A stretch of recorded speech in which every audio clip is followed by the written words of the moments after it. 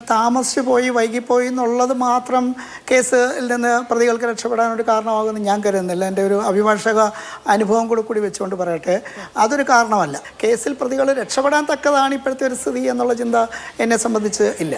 Advocate Rajeev, ഈ പെൺകുട്ടി തന്നെ വെളിപ്പെടുത്തിയ കൃത്യമായ കൗൺസിലിങ്ങിൻ്റെ സമയത്ത് നിങ്ങളോടടക്കം പറഞ്ഞിട്ടുള്ള കാര്യങ്ങൾ, ആ ഫോണിൽ നിന്ന് ശേഖരിച്ചിട്ടുള്ള നമ്പറുകളടക്കമുള്ളവ, വൈകുന്നേരം 8 മണി മുതൽ 2 മണി വരെ കോണ്ടാക്ട് ചെയ്ത ആളുകളുടെ പട്ടിക, ഇതൊക്കെ വെച്ചിട്ടുള്ള അന്വേഷണവും അറസ്റ്റും ഒക്കെയാണല്ലോ മുന്നോട്ട് പോകുന്നത്.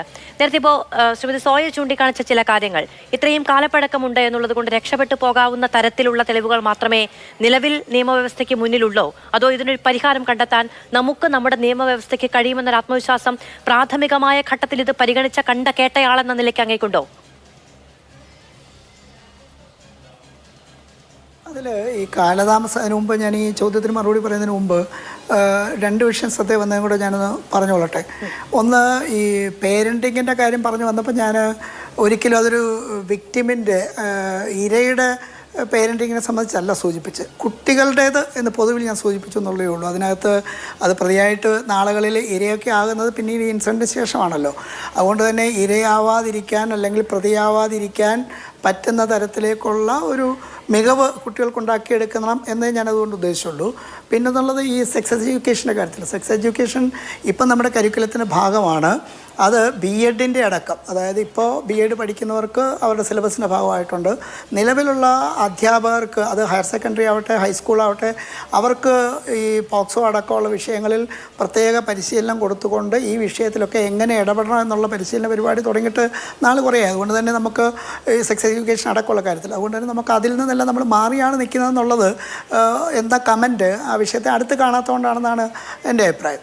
പിന്നെ ഇവിടെ സൂചിപ്പിച്ച കേസിൻ്റെ സ്ഥിതിയെ സംബന്ധിച്ച്, അത് ഈ പറഞ്ഞതുപോലെ താമസിച്ചു പോയി വൈകിപ്പോയി എന്നുള്ളത് മാത്രം കേസിൽ നിന്ന് പ്രതികൾക്ക് രക്ഷപ്പെടാനൊരു കാരണമാകുമെന്ന് ഞാൻ കരുതുന്നില്ല. എൻ്റെ ഒരു അഭിഭാഷക അനുഭവം കൂടി വെച്ചുകൊണ്ട് പറയട്ടെ, അതൊരു കാരണമല്ല.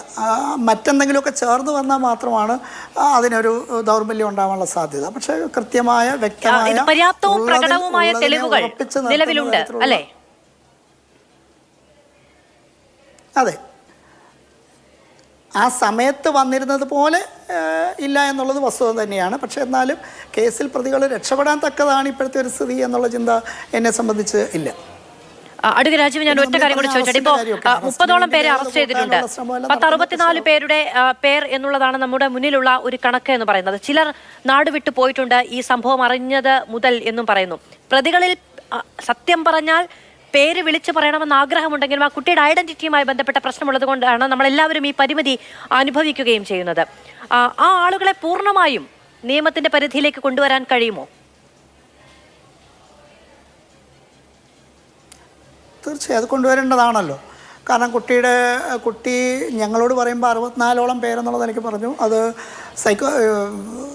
സൈക്കോളജിസ്റ്റിൻ്റെ മുമ്പിൽ പറയുമ്പോൾ പേര്, ആരൊക്കെ, ഉദ്ദേശിച്ച വയസ്സ്, എവിടെ വെച്ച്, എന്തൊക്കെ എന്നുള്ള നിലയ്ക്കുള്ള വിവരങ്ങൾ സൈക്കോളജിസ്റ്റിൻ്റെ റിപ്പോർട്ടിൽ ഉൾപ്പെട്ട് വന്നിട്ടുണ്ട് എന്നുള്ള നിലയ്ക്ക് ഇരിക്കെ അവരെല്ലാം നിയമത്തിന് മുമ്പിൽ വരേണ്ടവർ തന്നെയാണെന്നുള്ള ഉറച്ച വിശ്വാസം എന്നെ സംബന്ധിച്ചുള്ളത്. അഡ്വക്കേറ്റ് രാജീവ്, നിയമപരമായി ഈ കേസിന്റെ മുന്നോട്ടുള്ള ഗതി എന്തായിരിക്കും? നമ്മൾ ഓരോ കേസ് വരുമ്പോഴും അല്ലെങ്കിൽ ഓരോ ശിക്ഷയും നിയമവ്യവസ്ഥ പുറത്ത് വിടുമ്പോൾ ഇനിയൊന്നും ഉണ്ടാകരുത് എന്നാണല്ലോ നമ്മൾ ആവർത്തിച്ച് പറയുന്നത്. ഓരോ ചർച്ചയിലും നമ്മൾ ഭാഗഭാക്കാകുമ്പോൾ ഇനിയൊന്നും ഉണ്ടാവരുത് എന്ന ജാഗ്രതയും മനസ്സുമാണല്ലോ നമുക്കുള്ളത്. പക്ഷെ അത് ആവർത്തിക്കുന്നു എന്നുള്ളതൊരു സാമൂഹ്യ യാഥാർത്ഥ്യവുമാണ്. അങ്ങനെ ശക്തമായൊരു സന്ദേശം നൽകാൻ ഈ കേസിലൂടെയെങ്കിലും നമുക്ക് കഴിയുമോ?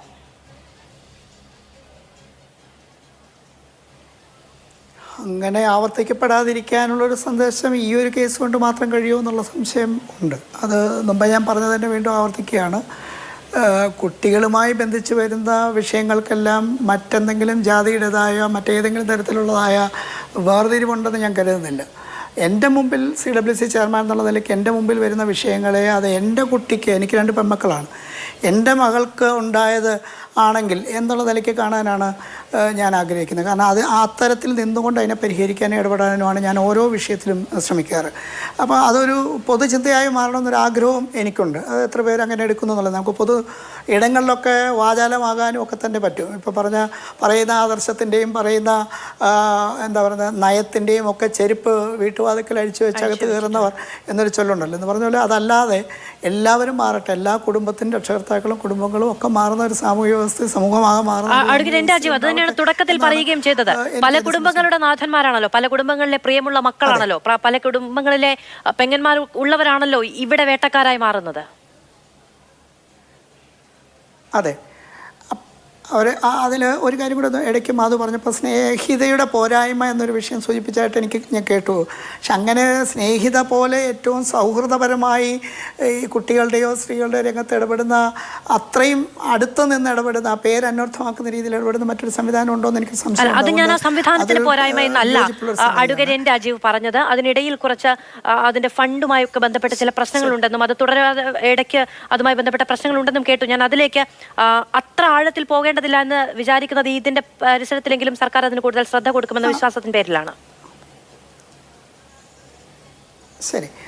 മറ്റൊന്നുള്ളത്, ഈ പറഞ്ഞ നമ്മളുടെ സംസ്ഥാനത്തുള്ള സംവിധാനങ്ങളുടെ അങ്ങനെ എല്ലാം തികഞ്ഞത് എന്ന് ഞാൻ ഉദ്ദേശിക്കുന്നില്ല. പക്ഷെ അപ്പോഴും രാജ്യത്ത് ശിശു സൗഹൃദമായ ജില്ലകളുടെ കണക്കെടുത്താൽ ആദ്യത്തെ 5 3 കേരളത്തിൽ നിന്നുള്ളതാണ്. ഒന്നാമത് കന്യാകുമാരിയാണ്, 2 തിരുവനന്തപുരം, 3 കാസർഗോഡ്, 4 പത്തനംതിട്ടയാണ്, 5 കണ്ണൂരാണ്. അപ്പോൾ അങ്ങനെ നിൽക്കുമ്പോഴും ആണ് ഇത്തരത്തിലുള്ള പ്രശ്നങ്ങൾ ഉയർന്നു വരുന്നത്. പക്ഷേ ഈ പറഞ്ഞ ഈ പർട്ടിക്കുലർ കേസ് നമ്മളിപ്പോൾ ചർച്ച ചെയ്യുന്ന കേസിലുള്ള ഇൻ്റർവെൻഷൻസ് അടക്കം സ്കെയിൽ ചെയ്തുകൊണ്ടുണ്ടായ തരത്തിലുള്ള ഒരു എന്താ പറയുന്ന ഒരു ലിസ്റ്റാവാം അത്. കഴിഞ്ഞിടെ ഹിന്ദു റിപ്പോർട്ട് ചെയ്ത് വെച്ചിട്ടാണ് ഞാനിത് പറയുന്നത്. ഒരു കാര്യം കൂടെ എനിക്ക് പറയാനുള്ളത്, ഈ പറഞ്ഞ സ്കൂളുകളിൽ കുട്ടികളെ സംബന്ധിച്ച് അവർക്കുള്ള അനുഭവങ്ങളെ കൺവേ ചെയ്യണമെങ്കിൽ അധ്യാപകർ ഉണർന്നിരിക്കുമ്പോൾ ഏറ്റവും കൂടുതൽ സമയം ചെലവഴിക്കുന്നത് അധ്യാപകരെടുക്കുമ്പോൾ അവരോട് പറയാൻ കഴിയും. അതിനും മടിയുള്ളവരെ സംബന്ധിച്ച് എല്ലാ സ്കൂളുകളിലും പരമാവധി ഇടങ്ങളിൽ ചൈൽഡ് ലൈൻ്റേതായ 1098, ഇപ്പോൾ പുതിയ സംവിധാനം ജുവനൈൽ പോലീസുമായി ബന്ധിപ്പിച്ച് വന്നിരിക്കുന്ന 112 എന്നുള്ള ടോൾ ഫ്രീ നമ്പറും ഒക്കെ എക്സിബിറ്റ് ചെയ്യുന്നൊരു സംവിധാനം കൂടി ഇപ്പോൾ അധികമായിട്ട് എല്ലാ സ്കൂളുകളിലും നിർബന്ധമായി പ്രദർശിപ്പിക്കണം എന്നുള്ള നിലയ്ക്ക് വന്നിട്ടുണ്ട്. പിന്നെ മാധു ചോദിച്ച ചോദ്യം, ഈ പറഞ്ഞ ഈ ഒരു കേസിലൂടെ കൊടുക്കുന്ന സന്ദേശം സമൂഹത്തിൽ അല്ലെ ഇത്തരത്തിലുള്ള നരാധമന്മാരെ സംബന്ധിച്ച് തിരുത്തൽ പ്രക്രിയ ഉണ്ടാക്കുമോ എന്നുള്ളതിനെ സംബന്ധിച്ച് അത് ഓരോ പൗരനും അവൻ്റെ പൗരബോധത്തിൽ നിന്ന് മുമ്പ് ഞാൻ പറഞ്ഞ ഒരു ഗുണമേന്മയുള്ള പേരൻറ്റിങ്ങിൽ നിന്നൊക്കെ തന്നെ ഉണർന്നു വരേണ്ട ഒരു വിഷയം കൂടിയാണ്. 1. 2, ഇത് എൻ്റെ വീട്ടിലെ കുട്ടിക്കാണ് ഉണ്ടാകുന്നതെങ്കിൽ ഒരു തരത്തിൽ കാണുകയും മറ്റൊരാളുടെ കുട്ടിക്കാണ് ഉണ്ടാകുന്നതെങ്കിൽ മറ്റൊരു തരത്തിൽ കാണുകയും ചെയ്യുന്ന ഒരു സാമൂഹ്യ ബോധമുണ്ടല്ലോ, അത് തിരുത്തപ്പെടേണ്ടതാണ്. ഇതെല്ലാം നമ്മുടെ കുട്ടികളാണെന്നുള്ള നിലയ്ക്കും അയൽവക്കത്തുള്ള അല്ലെ മറ്റൊരാളുടെ കുട്ടിക്കുണ്ടാകുന്ന പ്രശ്നം നാളുകൾ എൻ്റെ കുട്ടിയെയും ബാധിക്കാം എന്ന ചിന്തയോടുകൂടി, ഈ സമൂഹത്തെ ബാധിക്കാം എന്ന ചിന്തയോടുകൂടി നടത്തേണ്ട ഒരു ഇടപെടൽ, ആ പൗരബോധമാണ് ഉണ്ടാവേണ്ടത്. എങ്കിൽ മാത്രമാണ് ഈ ഇത്തരത്തിലുള്ള പ്രവണതകൾക്ക് ഒരു മാറ്റം ഉണ്ടാവേണ്ടത്. തീർച്ചയായും ഈ കേസിൽ എടുക്കുന്ന കർശനമായ ഓരോ നിലപാടും നടപടികളും ശിക്ഷയും കൊടുക്കുന്ന ഒരു സന്ദേശം കൂടി ഉണ്ടെന്നുള്ളത് വസ്തുതാപരവുമാണ്. ഡോക്ടർ മാളവിക ബെന്നി, ഇതിപ്പോൾ ഒരു സമൂഹത്തിൻ്റെ പ്രശ്നം എന്ന നിലയ്ക്ക് കാണേണ്ടതുണ്ടോ എന്നുള്ളത് ഒരു ചോദ്യമാണ്. പക്ഷേ നോക്കൂ, അഡ്വക്കേറ്റ് രാജീവ് പറയുകയാണ് എൻ്റെ വീട്ടിലുള്ള കുഞ്ഞിന് സംഭവിച്ചാൽ എന്ന് ചിന്തിക്കാത്തത് എന്താണ് എന്ന്. അദ്ദേഹത്തിന് 2 പെൺമക്കളുണ്ട്. അപ്പോൾ എൻ്റെ മുന്നിലേക്ക് ഒരു കേസ് വരുമ്പോൾ ഞാൻ എൻ്റെ കുഞ്ഞുങ്ങളെയാണ് കാണുന്നത് എന്ന്. ഈ വാർത്താമുറിയിലിരുന്ന് കുഞ്ഞുങ്ങൾ, നമുക്കറിയാമല്ലോ കഴിഞ്ഞ കാലങ്ങളിലൊക്കെ, അടുത്ത കാലങ്ങളിൽ തന്നെ എത്ര കുട്ടികൾ ക്രൂരമായ ലൈംഗിക പീഡനവുമായി ബന്ധപ്പെട്ട് ജീവൻ ഇല്ലാതെ പോകുന്ന സാഹചര്യത്തിൽ പോലും ചാക്കുകെട്ടിൽ പൊതിഞ്ഞുമൊക്കെ കണ്ടെത്തുന്ന സമയത്ത് മുഖം പോലും കാണാൻ കഴിയാത്ത സമയത്ത് നമ്മുടെ മുന്നിൽ തെളിയുന്നത് നമ്മുടെ കുഞ്ഞുങ്ങളുടെ മുഖമാണ്. നമ്മൾ പൊന്നെ തേനെ എന്ന് പറഞ്ഞ് വളർത്തുന്ന നമ്മുടെ കുഞ്ഞുങ്ങളുടെ മുഖമാണ്. എന്തുകൊണ്ടാണ് അവനവൻ്റെ കുഞ്ഞുങ്ങളെ കാണുമ്പോൾ അതുപോലെയുള്ള കുഞ്ഞുങ്ങളല്ലേ എൻ്റെ മുന്നിൽ നിൽക്കുന്നത്, ഞാൻ ഈ ചൂഷണം ചെയ്യാൻ പോകുന്നത് എന്ന ഒരു കുത്തലില്ലാതെ പോകുന്നത്?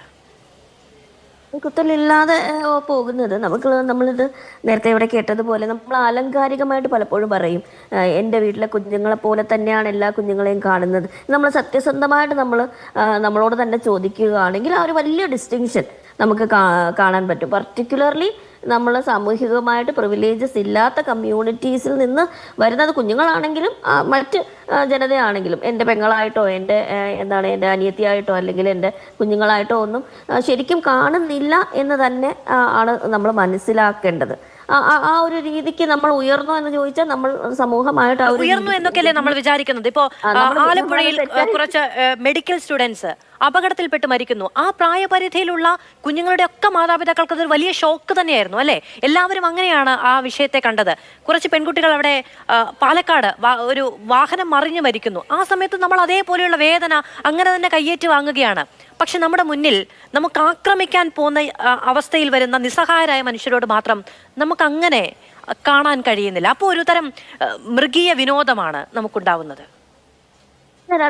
രണ്ട് റീസൺസ് ഉണ്ട്. ഒന്ന്, ഇവിടെ നമ്മുടെ കുഞ്ഞുങ്ങൾ എന്ന് പറയുമ്പോൾ ഇപ്പോൾ എനിക്ക് കുട്ടികളുണ്ടെങ്കിൽ ഞാൻ മനസ്സിലാക്കണം, ഞാനൊരു വരേണ്യ പാരമ്പര്യത്തിൽ നിന്ന് വരികയാണ്, ഞാനൊരു മിഡിൽ ക്ലാസ് അപ്പർ ക്ലാസ് നിന്ന് വരികയാണെങ്കിൽ എൻ്റെ കുഞ്ഞുങ്ങളെ പോലെ ആകരുത് ഞാൻ ദളിത് കുഞ്ഞുങ്ങളെ കാണുന്നത്. അത് ഞാൻ അങ്ങനെ പറയുന്നത് നിങ്ങൾ തെറ്റിദ്ധരിക്കരുത്. കാരണം എൻ്റെ കുഞ്ഞുങ്ങൾക്ക് കിട്ടുന്ന പല പ്രിവിലേജസും ഈ ദളിത് മക്കൾക്ക് കിട്ടുന്നില്ല എന്ന് നമ്മൾ മനസ്സിലാക്കണം. എൻ്റെ കുഞ്ഞുങ്ങൾ പോയിട്ടുള്ള സ്കൂളുകളിലോ ട്യൂഷൻ സെൻ്ററുകളിലോ അല്ലെങ്കിൽ അവർക്കുള്ള ഒരു സാമൂഹ്യ സുരക്ഷിതത്വം പലപ്പോഴും പിന്നോക്കാവസ്ഥയിൽ നിൽക്കുന്ന കുഞ്ഞുങ്ങൾക്കില്ല. അപ്പം പല പല പടികൾ കൂടുതൽ നമ്മൾ എടുക്കേണ്ട ആവശ്യമുണ്ട്. പലപ്പോഴും നമുക്ക് സംഭവിക്കുന്നത് എന്താണെന്ന് പറഞ്ഞാൽ പർട്ടിക്കുലർലി ലൈംഗിക അതിക്രമങ്ങളുടെ കാര്യത്തിൽ ഈ നേരത്തെ പറഞ്ഞ ആക്സിഡന്റ് കേസുകൾ പോലെ അല്ല നമ്മൾ ലൈംഗിക അതിക്രമങ്ങളെ കാണുന്നത്. ലൈംഗിക അതിക്രമങ്ങളുടെ കാര്യത്തിൽ അതുപോലും വിനോദമായി കാണുന്ന പോർണോഗ്രഫി ഇവിടെ ഉള്ളൊരു നാടും കൂടിയാണ്. കത്തുവ റേപ്പ് കഴിഞ്ഞപ്പോൾ ഏറ്റവും കൂടുതൽ ഹിറ്റ് കിട്ടുന്നത് ഈ കത്തുവ റേപ്പിന്റെ വിഷ്വൽസ് ഉണ്ടോ എന്നുള്ള സ്ഥലത്താണ് നമ്മൾ സെക്ഷൽ നമുക്ക് സെക്ഷൽ നോളജ് പലപ്പോഴും കിട്ടുന്നത്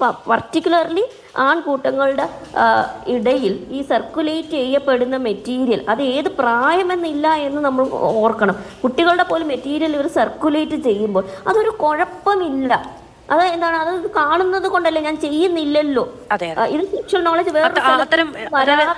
പൊട്ടൻഷ്യൽ റേപ്പിസ്റ്റുകളെ ഉണ്ടാക്കി വെക്കുന്ന തരത്തിലുള്ള സ്വാധീനം ചെലുത്തുന്ന പല ഘടകങ്ങൾ നമുക്കിടയിലുണ്ട്. അതുകൊണ്ടാണ് മുന്നിലേക്ക് വരുന്ന വളരെ സ്വാധീനത്തോടെ, വളരെ സ്വാതന്ത്ര്യത്തോടെ, വളരെ അധികാര മനോഭാവത്തോടെ മുന്നിലേക്ക് വരുന്ന നിസ്സഹായരായ മനുഷ്യർക്ക് മേൽ അധികാരം പ്രയോഗിക്കാൻ, ബലം പ്രയോഗിക്കാൻ പ്രാപ്തരാകുന്ന മനുഷ്യർ നമുക്കിടയിൽ ഉണ്ടാകുന്നത്.